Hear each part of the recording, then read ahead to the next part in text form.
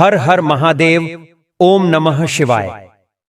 भक्तों, इस बार 6 सितंबर को हरितालिका तीज है। वीडियो आप पूरा देख लेंगे तो हरितालिका तीज से संबंधित सभी शंकाओं का समाधान हो जाएगा। भक्तों, अभी तक आप लोगों ने परंपरागत या इधर उधर से सुनकर यह व्रत किया होगा या आपको माता ने, दादी ने, सास ने बताया होगा इसके बारे में।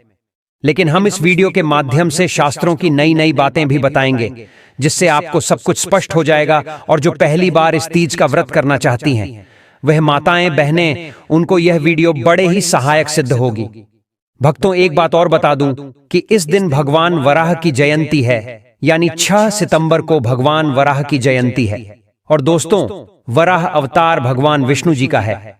भगवान वराह और पृथ्वी देवी का संवाद है हमारे पुराणों में, जिसमें वराह भगवान इस हरितालिका तीज की महत्ता बता रहे हैं। पृथ्वी देवी से पूरी महिमा जो भगवान ने बताया है, उसका मैं अलग से वीडियो बना दूंगा, व्रत कथा के रूप में आप लोग सुन लीजिएगा। भक्तों, भगवान और पृथ्वी देवी के संवाद को तीज पर स्त्री पुरुष जो भी सुनेगा, उसका सौभाग्य, धन संपत्ति और मनोवांछित फल की प्राप्ति होगी, ऐसी महिमा है। भक्तों, वराह भगवान कहते हैं, तृतीया तिथि को ही माता गौरी का जन्म हुआ और विवाह भी इसी तृतीया तिथि पर ही होगा। इससे तृतीया तिथि को यत्न पूर्वक प्रत्येक सुहागिन माताओं को, बहनों को इसका व्रत करना ही चाहिए। और व्रत में वराह भगवान क्या बता रहे हैं कि केवल इस दिन आपको नमक नहीं खाना है। देखिए दोस्तों, हरितालिका का हम नहीं बता रहे हैं। हरितालिका का व्रत है वह तो निर्जला किया जाता है, लेकिन जो वराह भगवान बता रहे हैं वह हरितालिका छोड़कर अन्य महीनों का बता रहे हैं। और जो भक्त व्रत नहीं भी रखती है तो हरितालिका का तो वे इस दिन कम से कम नमक वाला भोजन न करें।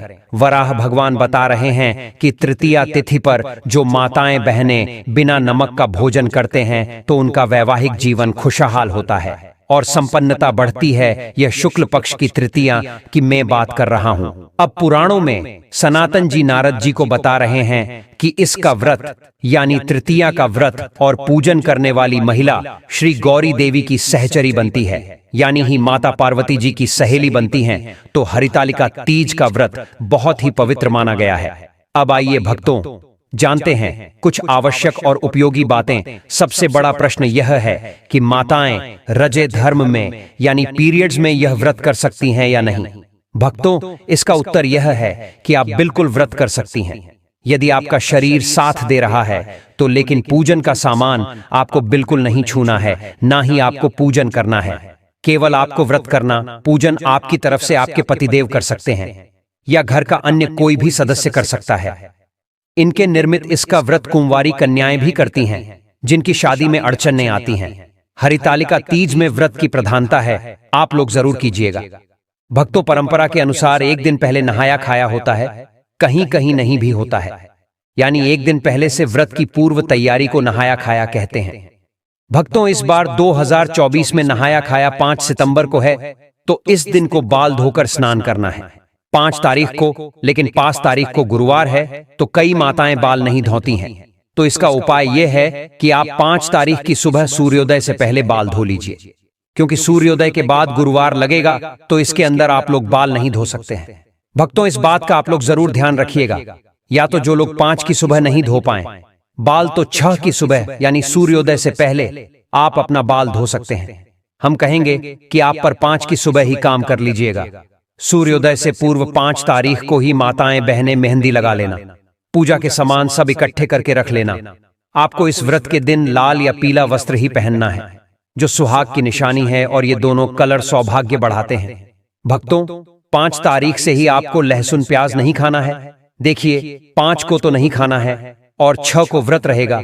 फिर पारण के दिन यानी 7 तारीख को भी आपको लहसुन प्याज नहीं खाना है और पूरे घर की साफ सफाई आप 5 तारीख को ही कर लीजिएगा। भक्तों, अब आगे बढ़ते हैं।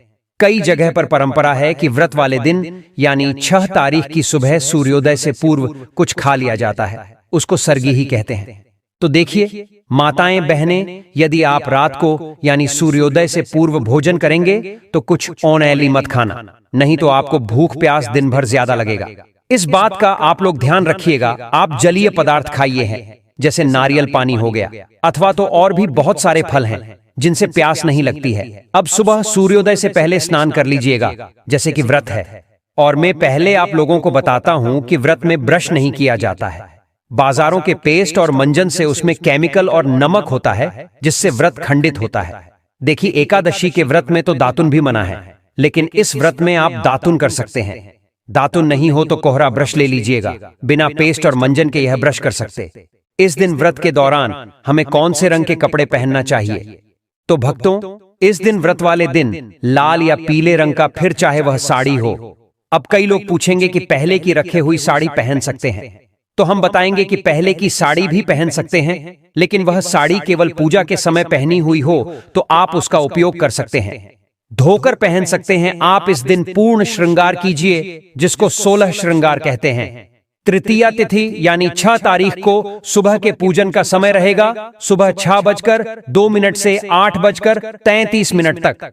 इसी बीच में आपको पूजन करना है और सुबह में स्नान के बाद आप इसी समय में पूजन कीजिएगा। अब पूजन कैसे करना है, यदि आप चाहते हैं कि मैं इस पर भी वीडियो बनाऊं पूरा डिटेल में, तो आप लोग कमेंट में बताइए, मैं उस पर भी वीडियो जल्दी से बना दूंगा। लेकिन मुझे कमेंट में बताइए ये वीडियो बनाना है या नहीं। ध्यान रहे कि पूजन की शुरुआत में आप हाथ में अक्षत पुष्प और जल लेकर संकल्प कर लेना है कि मैं इस हरितालिका तीज का व्रत कर रहे हैं। हे भगवान, अब बल देना, हमें सफलता देना। सुबह ही पूजन के समय आप व्रत कथा सुन लीजिएगा। हाथ में अक्षत पुष्प और कुछ दक्षिणा लेकर व्रत कथा सुनने के बाद आप हाथ में लिए हुए द्रव्य को भगवान के आगे समर्पित कर देना। अब अगला दुविधादायक प्रश्न है कि कई लोग कहते हैं कि मिट्टी का शिव परिवार बनाकर पूजन करना होता है, लेकिन शहरों में रहने वाले लोग कैसे और कहां से मिट्टी का जुगाड़ करें? तो भक्तों, अब मेरी बात पर आप लोग ध्यान दीजिएगा, इसका हल भी है। देखिए, जब माता पार्वती जी का विवाह विष्णु जी से तय होना था, तब सखियों ने उनका हरण कर लिया और पार्वती जी गुफा में मिट्टी और रेत के शिवलिंग बनाकर पूजन करती थी। यह परंपरा तभी से चली आ रही है, लेकिन आज के युग में हमारे पास फोटो की सुविधा है। जो लोग मिट्टी का पार्थिव शिव परिवार बना सकते हैं, वे लोग तो बनाएं, बहुत उत्तम है। लेकिन जिनके पास सुविधाएं नहीं हैं, वे लोग केवल शिव परिवार का एक फोटो ले लेना और उसी पर पूजन कर लेना, या किसी के पास धातु की मूर्ति हो, मेटल की मूर्ति हो, तो उस पर भी आप लोग पूजन कर सकते हैं। मिट्टी का शिव परिवार पूजन कंप्लीट होने के बाद नदी या तालाब में विसर्जन किया जाता है। लेकिन जो लोग फोटो यूज कर रहे हैं पूजा के लिए, लास्ट में जब विसर्जन किया जाता है, उस समय केवल फोटो को आप अपने स्थान से किसका देना तो भी भगवान का विसर्जन माना जाएगा।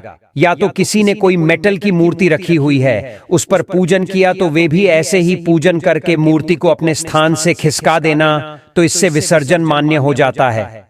भक्तों, फोटो को या मेटल की मूर्ति को ले जाकर पानी में डालकर आना, विसर्जन केवल मिट्टी की मूर्ति का होगा।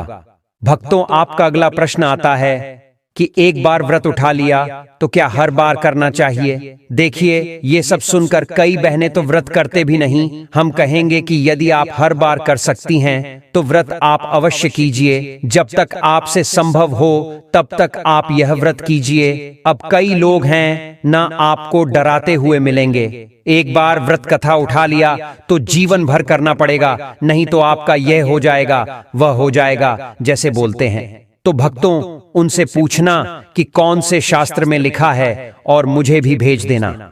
शिवजी और माता गौरा हमारी माँ हैं। शिवजी पिता भी लोग बुरा चाहकर भी नहीं कर सकते हैं, और वे बुरा क्यों चाहेंगे? भक्तों, इस व्रत के कुछ जरूरी नियम होते हैं, जिनके तहत कुछ खास सामग्री का होना जरूरी होता है। इनके बिना पूजा अधूरी रह जाती है। क्या है वह सामग्री? आइए जानते हैं। आपको चाहिए सूखा नारियल कलश, बेलपत्र, शम्मी का पत्ता, केले का पत्ता, धतूरे का फूल, घी, शहद, गुलाल, चंदन, कलांबा, इत्र, 5 फल, सुपारी, अक्षत, धूप, दीप, कपूर, गंगा जल, दुर्वा आदि। हरतालिका तीज पर सुहाग सामग्री का बड़ा महत्व है। सुहाग की सामग्री में बिंदी, सिंदूर, कुमकुम, मेहंदी, बिछिया, काजल, जुड़ी ही, महावर आदि को शामिल करें। दोस्तों, तीज के दिन एक चौकी पर आप पीला या लाल वस्त्र बिछाकर उस पर भगवान की सभी प्रतिमाओं को स्थापित करके उनका विधिवत पूजन किया जाता है।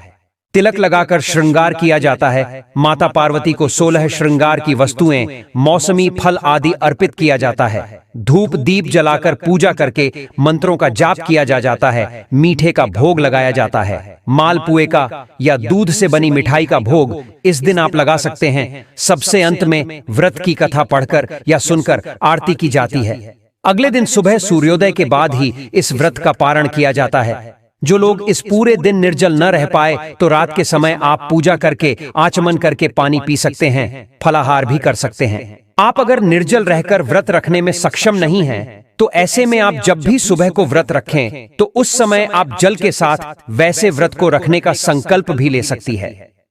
हरितालिका यह शब्द पार्वती के भगवान विष्णु से विवाह करने से बचने के लिए खुद का अपहरण करने के कार्य से आया है।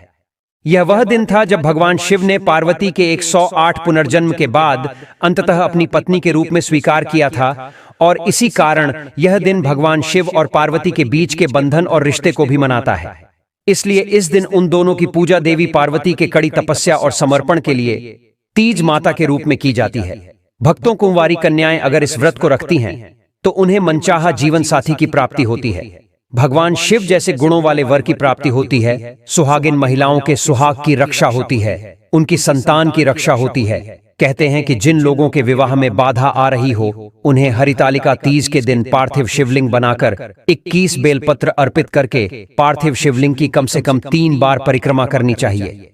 फिर नमः शिवाय मंत्र का 108 बार जाप करना चाहिए। भगवान शिव और देवी पार्वती का गठबंधन करना चाहिए। वर और वधू की तरह आप माता पार्वती और भगवान शिव के बीच में चुनरी बांधकर गठबंधन कर सकते हैं, जिसमें 3 गांठें लगाई जाती हैं। आप कलावे से भी गठबंधन कर सकते हैं। गठबंधन करने के साथ ही आप माता पार्वती को श्रृंगार की सामग्री अर्पित करें, कोई फल या मिठाई अर्पित करें और अपनी मनोकामना की पूर्ति के लिए प्रार्थना करें। ओम नमः शिवाय मंत्र का 108 बार जप करने से जिन लोगों के विवाह में बाधा आ रही है, उनका विवाह भी शीघ्र हो जाता है। वैवाहिक जीवन भी सुखद होता है। हरितालिका तीज व्रत सफल संपूर्ण तरीके से करने के लिए कुछ जरूरी नियमों के बारे में जान लेना आवश्यक होता है। अगर आप यह व्रत पहली बार रख रही हैं तो ये बातें आपको जरूर जाननी चाहिए। लेकिन दोस्तों, उससे पहले आपसे रिक्वेस्ट करते हैं कि वीडियो को लाइक जरूर करिएगा, दोस्तों को शेयर कर दीजिएगा, और अगर आपने अभी तक चैनल को सब्सक्राइब नहीं किया है तो चैनल को सब्सक्राइब करके बेल आइकन जरूर दबाइए। दोस्तों, हरितालिका तीज का व्रत बिल्कुल करवा चौथ के व्रत की तरह ही किया जाता है। यह व्रत निराहार और निर्जल रखा जाता है। इस व्रत में सुबह के समय सरगी खाई जाती है। अगर आप इस दिन व्रत नहीं भी रखते हैं तो भी शिव पार्वती की पूजा अवश्य करें। इस व्रत में किसी भी प्रकार से अन्न और जल ग्रहण नहीं किया जाता है। अगले दिन सुबह पूजा के बाद जल पीकर व्रत खोलने का विधान है। लेकिन भारत के कुछ क्षेत्रों में व्रत खत्म होते ही जल ग्रहण करने की भी मान्यता है। कहा जाता है कि जिस तरह का पदार्थ इस दिन ग्रहण कर लिया जाता है, उस पदार्थ की प्रकृति के अनुसार का अगला जन्म उस अनुरूप योनि में होता है। तो अगर आप धूम्रपान या नशीले पदार्थों का सेवन करते हैं तो व्रत के दौरान यह सब करने से बचें।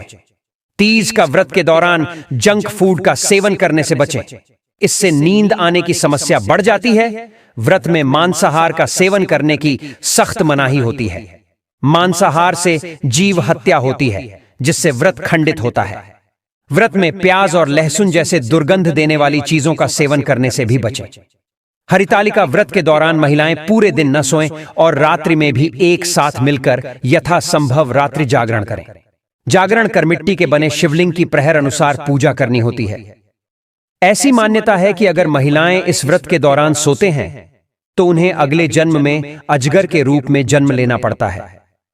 पूजा के अलावा महिलाएं रात भर जागकर भजन कीर्तन भी करती हैं। इस व्रत के दौरान हरितालिका तीज व्रत कथा को सुनना जरूरी होता है। मान्यता है कि कथा के बिना इस व्रत को अधूरा माना जाता है। हरितालिका तीज व्रत के दिन महिला को घर पर क्लेश कलह नहीं करना चाहिए, अपने गुस्से पर काबू रखना चाहिए। धार्मिक मान्यताओं के अनुसार तीज के व्रत से एक दिन पहले हाथों में मेहंदी इसलिए लगाई जाती है ताकि मन शांत और ठंडा रह सके। इस दिन बड़े बुजुर्गों का भी अपमान करने से बचना चाहिए, नहीं तो व्रत का लाभ आपको नहीं मिलेगा। शिव जी, मां पार्वती और गणेश जी की प्रतिमा को अगले दिन सुबह विधिवत तरीके से विसर्जित करने के बाद ही व्रत का पारण किया जाता है। जानते हैं इस दिन क्या खाएं, क्या न खाएं। हरितालिका व्रत में सूर्योदय से पहले या मध्य रात्रि में महिलाएं सरगी करती हैं। सरगी में नमक युक्त भोजन नहीं करना चाहिए। सरगी सास द्वारा बहू को दिया गया भेंट और आशीर्वाद होता है। सास अपनी बहू को सरगी की थाली देती है। इसमें सूखे मेवे, फल और सुहाग का सामान होता है। व्रत शुरू करने से पहले इसे खाया जाता है, जिससे कि पूरे दिन व्रत में थकान और भूख प्यास न लगे। वैसे तो सरगी की प्रथा पंजाबी समुदाय में ज्यादा प्रचलित है, लेकिन अब पूरे भारतवर्ष के लोगों ने इसे अपनाया है। सरगी में आप फलों के रस, नारियल पानी, सूखे मेवे और मुरब्बा खा सकती हैं। इससे आपको ऊर्जा मिलेगी और शरीर में पानी की कमी नहीं होगी। साथ ही व्रत के दिन भूख भी नहीं लगेगी। भक्तों, निर्जला व्रत शुरू करने से पहले खीरा खाना अच्छा माना जाता है। इससे शरीर में पानी की कमी नहीं होती है। नारियल पानी, अनार का रस आदि भी पी सकते हैं। इससे व्रत के दौरान भरपूर ऊर्जा मिलेगी। नारियल पानी में कई तरह के मिनरल्स होते हैं। अनार के जूस में विटामिन सी और आयरन भरपूर मात्रा में होता है, जिसके सेवन से प्यास नहीं लगती है। हरितालिका तीज के अगले दिन यानी चतुर्थी तिथि लगने के बाद ही पारण करना चाहिए। व्रत का पारण कभी भी नमक युक्त भोजन से न करें। आप पानी, शरबत, फल या मीठे से व्रत से खोलें। पारण में पानी धीरे धीरे पिए, फिर किसी मीठी चीज का सेवन करें। मीठी चीज का सेवन करने और प्रसाद ग्रहण करने के बाद ही नमक से बना भोजन मुंह में डालें। माता पार्वती आपको व्रत सफल संपूर्ण तरीके से करने की भरपूर शक्ति दे। कमेंट बॉक्स में जय मां पार्वती अवश्य लिखें। आज के लिए बस इतना ही दोस्तों। अगर आपको यह वीडियो पसंद आया है तो वीडियो को लाइक करिएगा, दोस्तों को शेयर जरूर करिएगा और चैनल को सब्सक्राइब करके बेल आइकन जरूर ढाबा दीजिएगा, ताकि आने वाला नॉलेजेबल वीडियो आपको सबसे पहले मिले। दोस्तों, मिलते हैं अगले वीडियो में, तब तक के लिए धन्यवाद।